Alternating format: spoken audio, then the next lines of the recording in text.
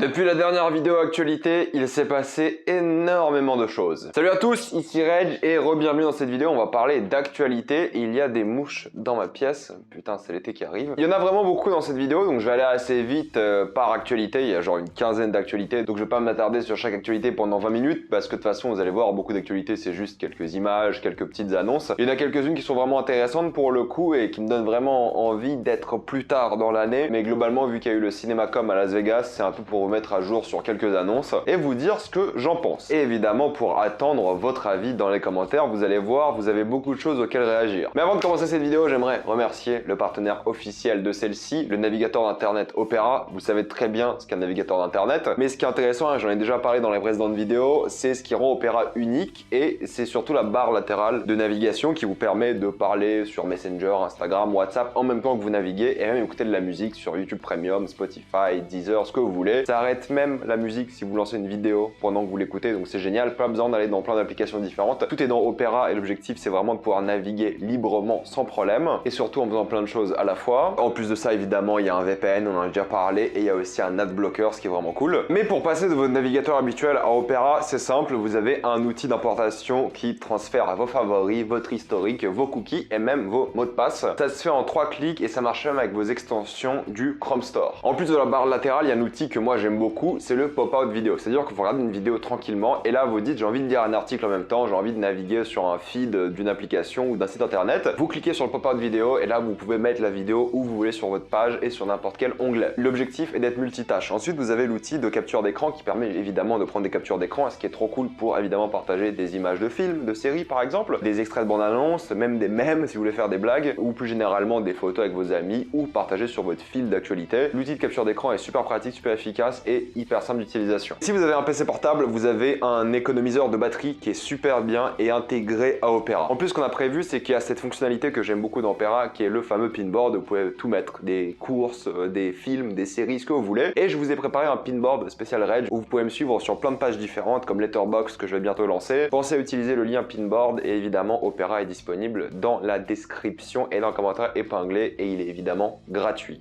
Foncez. L'une des grosses annonces qui a eu lieu récemment, c'est le fait que la Warner a dit que The Batman a déçu en termes de box-office. Il s'attendait à dépasser le milliard, mais au fait, Batman a recueilli 750 millions, ce qui pour le film est quand même un beau score, hein. Il a été évidemment rentable, il a fait de l'argent, mais la Warner a trouvé que c'était pas assez et qu'il fallait dépasser le milliard. Mais ils ont quand même annoncé que le développement du deuxième film était en cours et que ça allait évidemment se faire. Donc ne vous inquiétez pas, The Batman aura donc une suite, elle arrivera bientôt, mais c'est que c'est assez étrange de voir qu'ils ont été déçus par ça. C'est quand même un film qui a fait beaucoup d'argent. C'est quand même un film qui a bien marché, qui arrive un peu à la fin de la pandémie entre guillemets, qui est sorti un mois plus tard sur HBO Max et il cartonne sur HBO Max, donc les gens voient le film. Alors peut-être ça a déçu en termes de box-office un petit peu, hein, mais c'est pas un mauvais score, ça reste un très bon score et peu de blockbusters ont réussi à atteindre ce score depuis la pandémie. Je suis pas analyste chez eux, mais je pense que ça devrait pas vraiment être une déception. Le Covid a vraiment accéléré les choses et c'est très dur de dépasser aujourd'hui le milliard. Ça on le savait depuis un moment déjà, mais juste pour le reconfirmer parce que beaucoup n'étaient pas au courant, en effet Johnny Depp a déclaré de nouveau durant son procès qu'il n'allait plus jamais jouer Capitaine Jack Sparrow. On le savait depuis un moment, mais là c'est de nouveau confirmé, il n'a pas changé d'avis. La manière dont il s'est fait jeter par Disney, même si certes il y avait aussi des problèmes sur le tournage de sa faute, hein, alcoolisme, il retenait pas ses répliques et des choses comme ça, mais c'est vrai qu'il a refusé de revenir. De toute façon Disney n'ont pas prévu de refaire des plans avec lui. La prochaine Capitaine Jack Sparrow, enfin ça sera un autre personnage j'imagine, ça sera Margot Robbie, on le sait depuis longtemps. C'est vraiment fini, ils ont déjà trouvé un remplacement. Le tournage n'a pas encore commencé, je crois qu'ils ont même pas de scénario, j'en sais rien, mais c'est qu'ils ont que l'actrice et c'est elle qui va porter cette saga. Et si on parle d'elle, il y a la première photo qui est sortie de Barbie. Oui, Barbie est un film qui existe. Il y a un casting assez costaud, je vous laisserai aller vous amuser à le regarder. On a la première photo officielle et je sais pas pourquoi ce film existe, mais il existe. Oui, ça va être un film. Je sais pas ce que je peux dire d'autre. On n'a aucune nouvelle et on sait pas ce que ça va donner, mais ce film va exister, on sait pas pourquoi. Et vu le casting, je pense que ça peut être pas trop mal. Au moins, ça peut être divertissant. Avatar 2 a enfin un titre et c'est officiel. Il s'appellera Avatar The Way of the Water qui sortira en cette fin d'année le 16 décembre chez nous. Enfin, vous vous rappelez qu'Avatar à la base ça devait sortir en 2014. 8 ans plus tard et 13 ans après le premier film, tout de même, c'est super longtemps. Ça va revenir et certaines personnes ont déjà vu la bande-annonce. Ça va être évidemment un film sous-marin. Il y aura la 3D visiblement parce que les gens qui ont vu la bande-annonce ont reçu des lunettes 3D pour regarder la bande-annonce. Avatar, ça a tellement mis en avant la 3D à l'époque que peut-être ils vont faire un comeback avec, mais en même temps la 3D d'Avatar était tellement spectaculaire et peu de films ont fait mieux, hein, alors que c'était l'un des premiers à remettre ça en avant. Bref, vous savez que c'est le film que j'attends le plus cette année l'année et de loin je pense qu'il va être incroyable. Et la première bande-annonce sera diffusée lors de la séance, votre séance de Doctor Strange 2. En effet, vous savez bien qu'Avatar c'est la Fox, mais la Fox maintenant c'est Disney. Certains cinémas comme Pathé ont avoué qu'ils allaient diffuser la bande-annonce, et même UGC, je leur ai demandé sur Twitter et ils n'ont pas répondu, mais ils ont mis un smiley, vous savez, le smiley bouche fermée. Donc j'imagine qu'elle sera aussi disponible dans les cinémas UGC. Donc je trouve ça assez intéressant comme stratégie marketing de mettre un film après une bande-annonce, mais bon, peu importe. Évidemment c'est une blague, hein, mais je sais pas si j'ai plus hâte de voir la bande-annonce d'Avatar ou de voir Doctor Strange 2. Et en parlant de Doctor Strange 2, j'en avais parlé dans ma précédente vidéo, que le fait que Disney n'assumait pas leur propagande entre guillemets, hein, mais leurs idéologies LGBT à chaque fois ils n'assumaient pas du tout, parce qu'ils faisaient ça dans des pays où il y avait aucun problème. Sauf que là, pour une fois, ils ont décidé de garder une scène LGBT dans un film en Arabie Saoudite pour Doctor Strange 2. Et c'est même pas une scène, c'est juste qu'il y a une phrase dans le film où l'un des personnages dit qu'elle a 2 mamans. C'est tout. Et ça, à cause de ça, le film ne sortira pas en Arabie Saoudite. Et donc, ils assument petit à petit. Alors, c'est nul comme réplique, mais bon, c'est quand même un gros film, mine de rien, et c'est bien qu'ils assument enfin. Ils avaient dit qu'ils allaient assumer, mais maintenant, ils le montrent réellement. Et tant mieux pour eux, parce que voilà, faire l'idéologie d'un côté où t'as aucun problème à le faire, et dans les pays où c'est problématique se taire, je trouve ça hypocrite, mais ils commencent à assumer, et bah tant mieux pour eux. Au moins, ils sont honnêtes, et ils arrêtent un peu leur hypocrisie. Donc ça, c'est cool. On est encore dans du Marvel avec Kevin Feige qui est parti avec beaucoup de scénaristes un peu en vacances, entre guillemets, pour organiser les 10 prochaines années du MCU. Oui, les 10 prochaines années. Évidemment, les plans changent en 10 ans, c'est sûr, mais c'est juste pour dire qu'en fait, Marvel, le MCU en tout cas, ils ont un plan sur longtemps. Là, ils vont prévoir les 10 prochaines années. Donc c'est quand même assez impressionnant. C'est cool de voir que un univers comme ça est réellement organisé. On le savait depuis longtemps, hein, c'est sûr. On le voit avec les films. C'est cool qu'ils s'y prennent aussi en avance et qu'ils aient une vision long terme. Le cinéma, 10 ans, c'est assez long terme quand même. Et si on parle encore de Marvel, mais pas du MCU, c'est Spider-Man, l'un des films que j'attendais le plus cette année, Across the Spider-Verse, qui ne sortira malheureusement pas cette année. Il a été décalé au 31 mai 2023. C'est dommage parce que c'était l'un des films que j'attendais le plus, mais apparemment, on a quelques nouvelles. Le film a embauché 1000 personnes. Ça sera l'un des plus grands films d'animation de l'histoire du cinéma. Il y aura 240 personnages. Alors ça, c'est toujours un peu...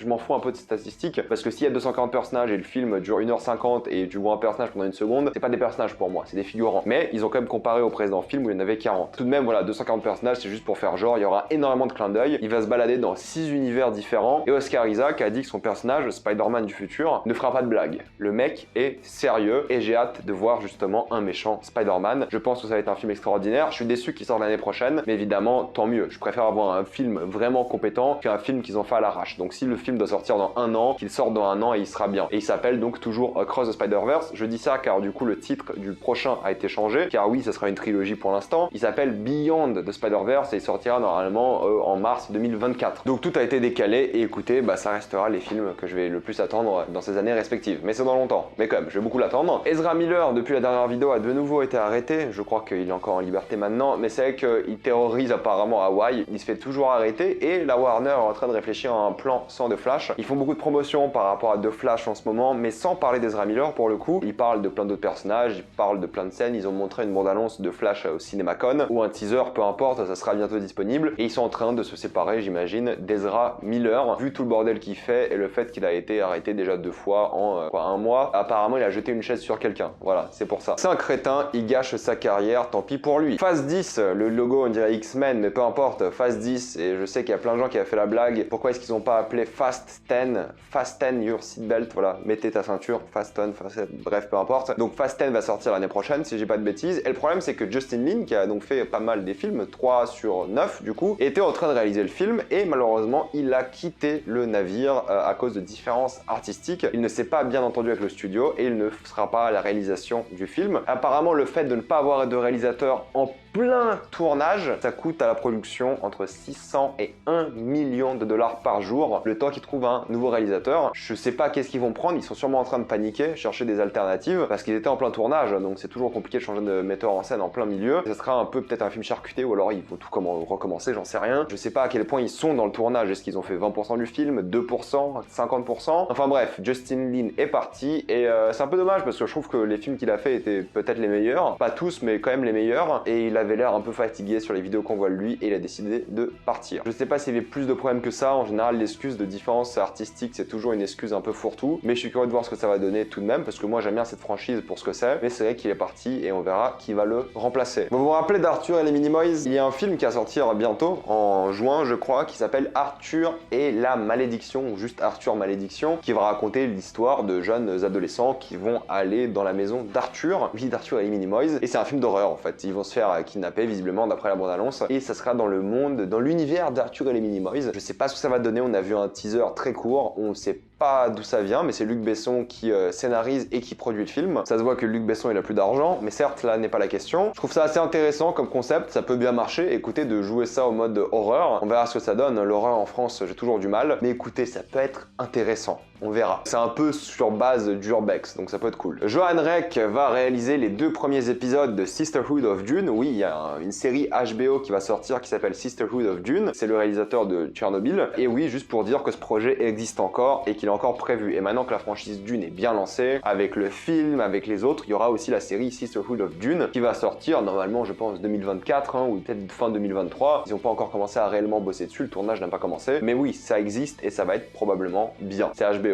On fait confiance. La nouvelle chronologie des médias a été modifiée et apparemment, il y a une nouvelle loi qui permet aux plateformes de streaming de diffuser un film de streaming pendant 48 heures au cinéma. Donc peut-être Netflix et les autres plateformes de streaming vont pouvoir diffuser des films au cinéma pendant une très courte période, mais je trouve que c'est une excellente idée. Peut-être ils ont trouvé le compromis entre laisser les plateformes sortir des films au cinéma et sur la plateforme en même temps, et s'ils arrivent à les mettre en avant-première, ça serait vraiment parfait. Donc voilà, j'ai juste rien à dire, mis à part que c'est une très bonne nouvelle, j'ai très hâte de voir ça, et j'espère que les plateformes vont en profiter et que les gens vont aller voir des films de streaming au cinéma. Coda récemment a été diffusé dans des cinémas en France. Liam Neeson a dit récemment qu'il refuse d'aller sur le petit écran, ce qui est assez étrange, mais je pense que c'est juste une diversion pour pas nous dire qu'il est dans Obi-Wan. Il peut pas être dans Obi-Wan d'après ce qu'il dit dans Clone Wars. Je sais pas à quel point ils vont respecter Clone Wars, mais je pense qu'il dit ça en déconnant. Liam Neeson, c'est un mec qui rigole pas mal, dire il vaut mieux que ça que le petit écran, surtout vu les films de merde qu'il fait depuis 20 ans, mais je pense que c'est juste une diversion pour pas qu'on s'attende à la voir dans la série, ou alors qu'on entende même sa voix. Alors qu'il a fait la voix, je crois, pour Clone Wars, si je dis pas de bêtises. Ça, j'en ai déjà parlé, mais Bright a été annulé. Alors bon, c'est un film que j'ai trouvé assez mauvais. L'univers était intéressant, mais ils l'ont tellement mal exploité. Ils en ont fait quelque chose de tellement décevant que je suis même pas déçu qu'ils annulent la suite. Ça n'a rien à voir avec la fameuse claque, pour le coup, apparemment. C'est juste Netflix qui sont en train de perdre des abonnés et remettre un peu tout leur système en question. Mais ça, on en a quand même pas mal parlé ces derniers temps. Mais de l'autre côté, Netflix